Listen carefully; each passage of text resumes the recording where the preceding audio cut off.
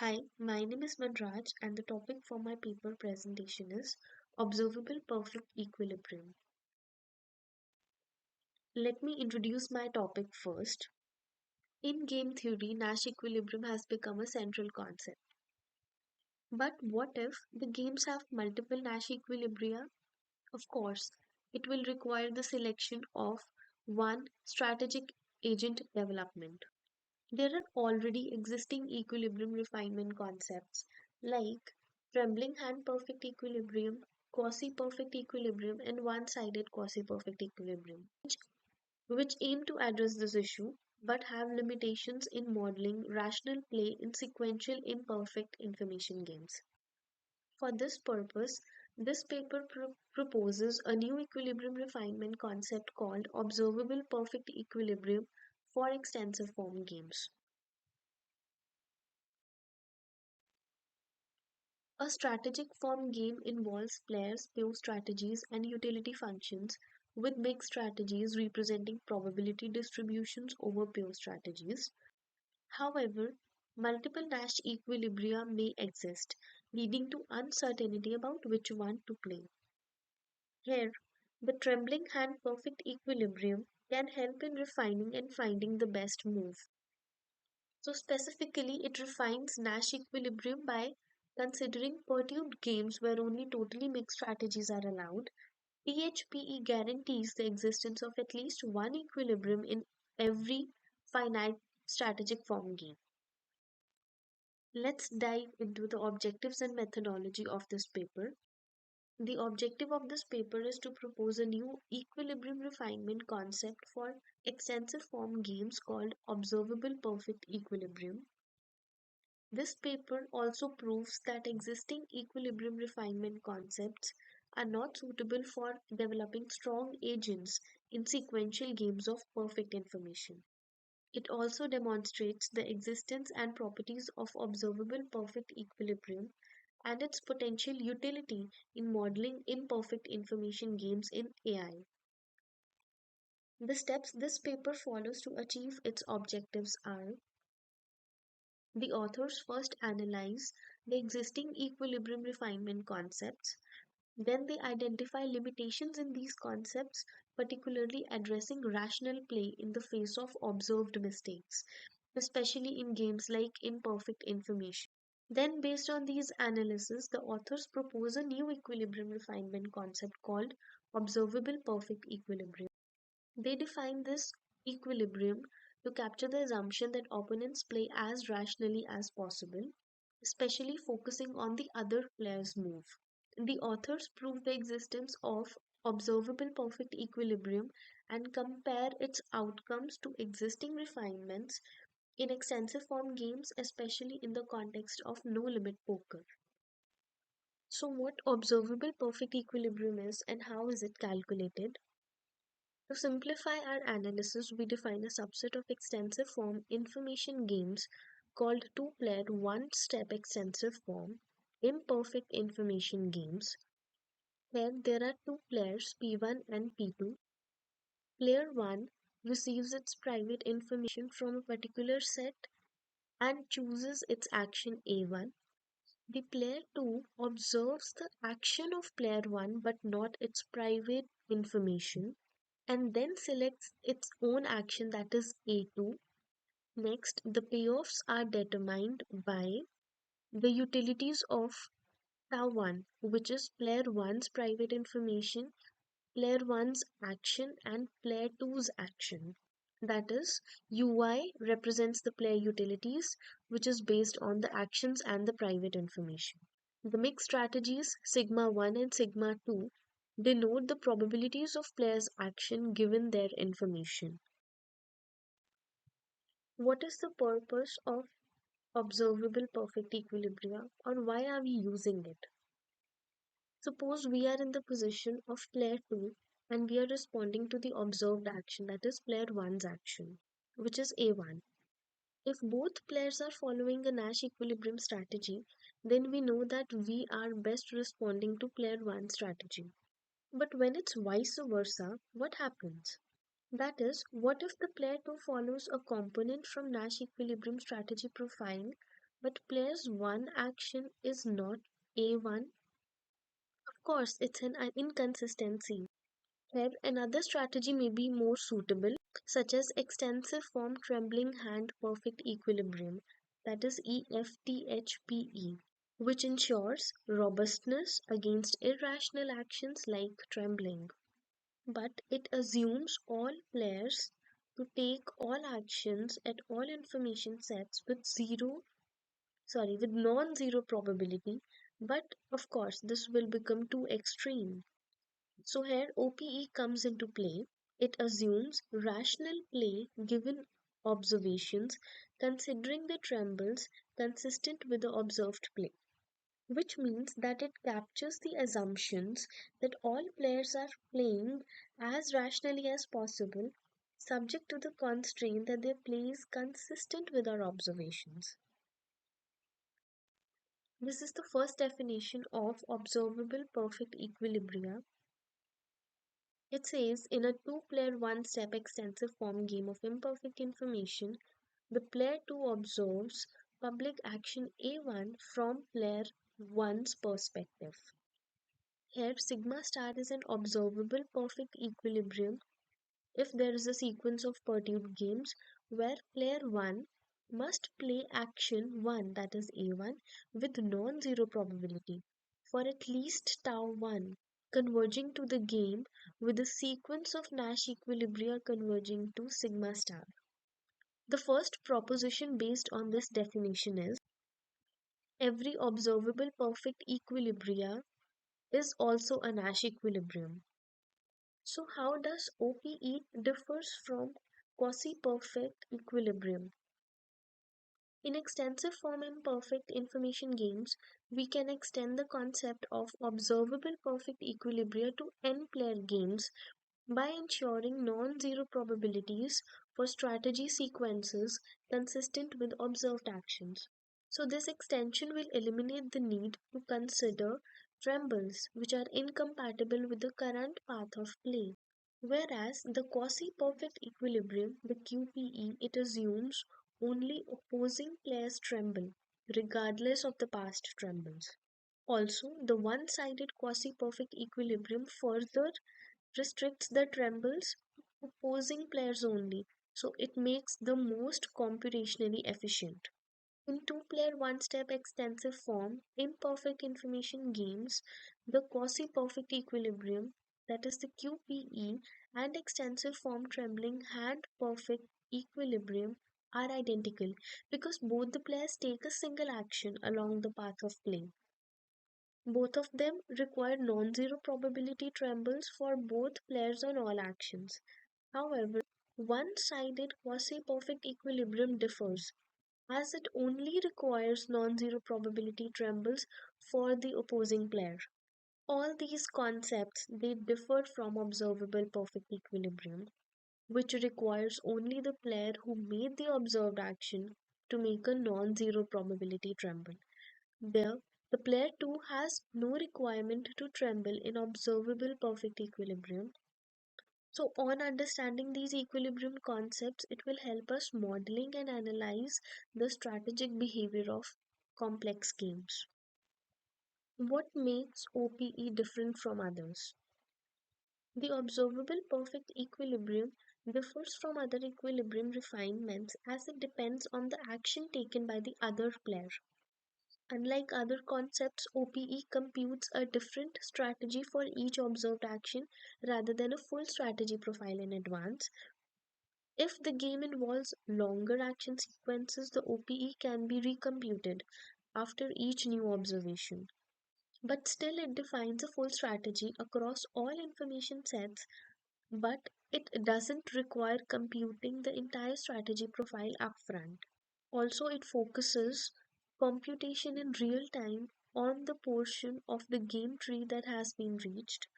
This focused computation leads to computational advantages over other refinement concepts, including TFPE, QPE, and OSQPE. Also, there was an end game solving achieved superhuman play in games like two player and six player no limit Texas Hold'em, by solving the reached proportion of the game tree to a finer degree of granularity in real time. Similarly, OPE focuses computation on observed actions, ensuring the computational efficiency. It also guarantees that the computed strategy remains in Nash equilibrium even though the endgame solving may produce strategies that are in Nash equilibrium of the full game. On understanding these differences between OPE and other refinement concepts, it is crucial for strategic analysis of complex games. The next proposition for the definition states that any limit point of solutions to the trembling linear program as the trembling magnitude epsilon reaches zero from the positive side is a one-sided quasi-perfect equilibrium strategy for the machine player. This linear programming formulation allows for a polynomial time algorithm to compute one-sided quasi-perfect equilibrium by iteratively solving the problem for smaller values of epsilon until a termination criteria is met. In comparison to similar algorithms, the computation for OSQPE is argued to be more efficient because its formulation depends on epsilon solely through the objective.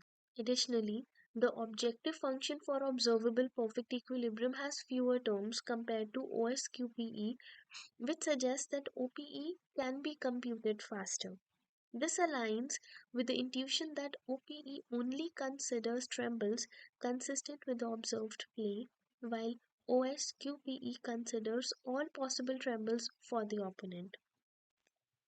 The next proposition states that the limit point of solutions to the trembling linear program as the trembling magnitude epsilon approaches zero from the positive side is an observable perfect equilibrium strategy for the player 2.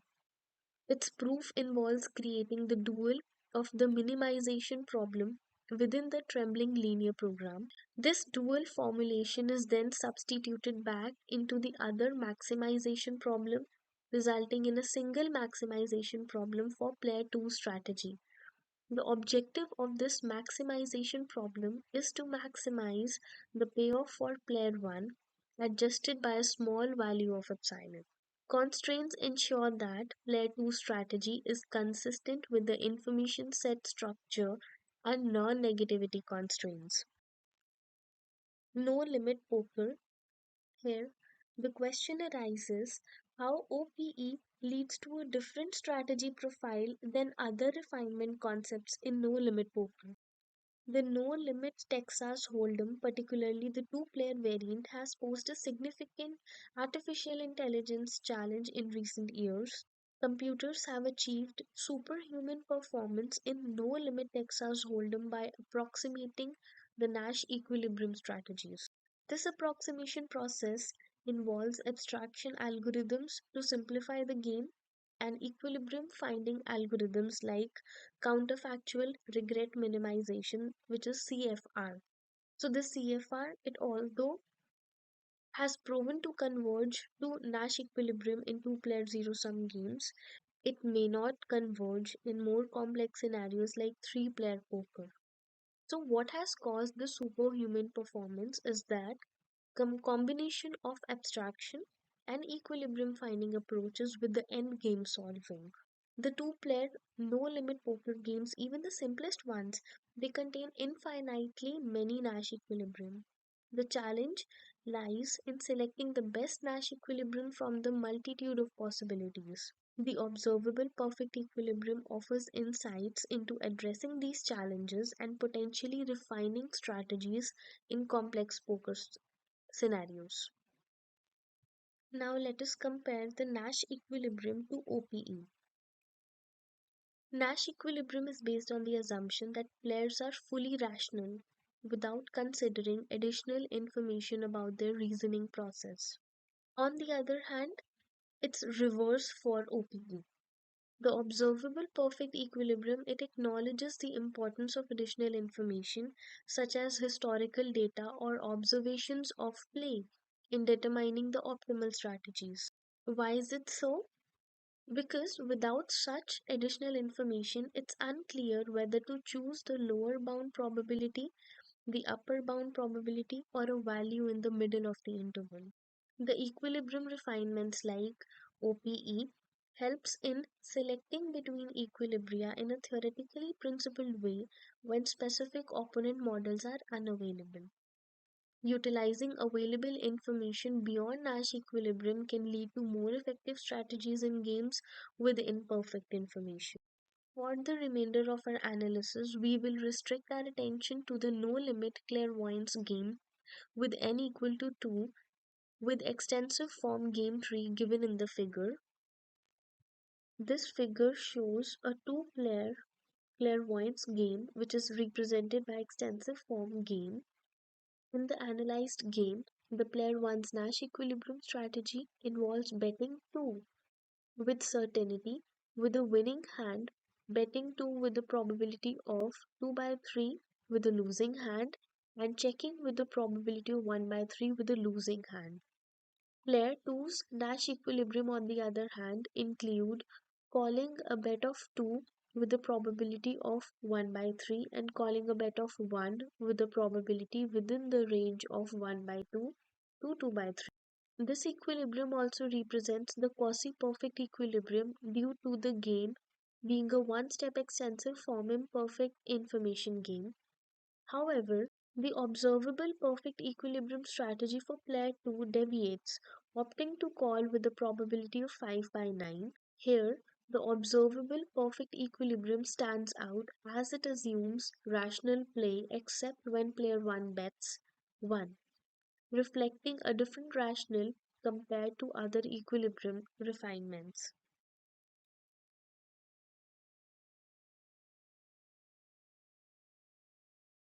Now let's summarize this paper. It first introduced the observable perfect equilibrium.